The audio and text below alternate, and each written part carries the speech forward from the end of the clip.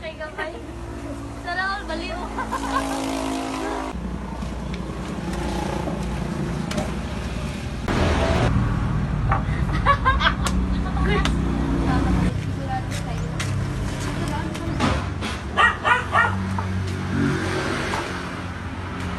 Early, no?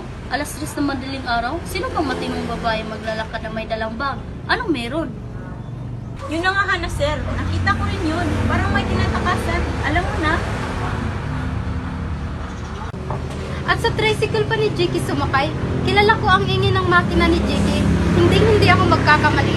Siguradong siya yun. Sa totoo lang, may pinakailaman akong parcel na hinatid dito. Ang pangalan sa karton, Christine. Ay, mga kapitbahay. Ano na naman yan ang pinagkakaguluhan ninyo?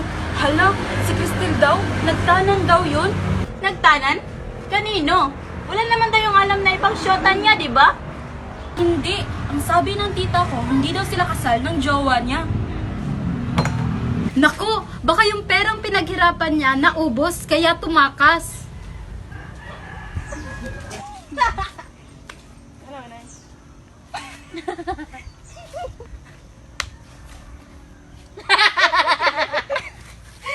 Hey, JC!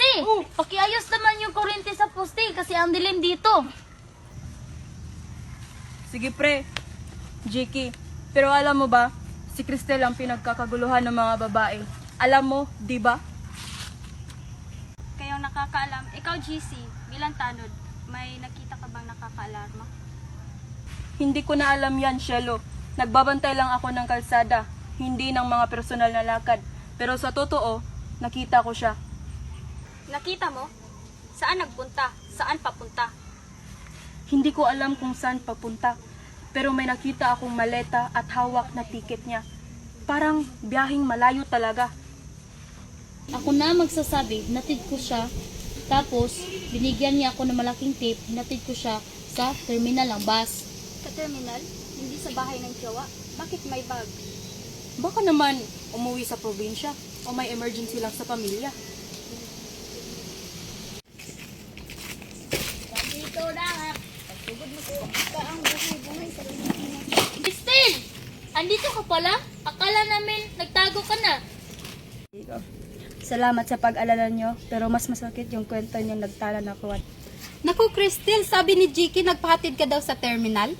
Tama, pumunta ako sa terminal, hindi para sumakay, kundi para bumili ng party needs sa isang kakilala ko.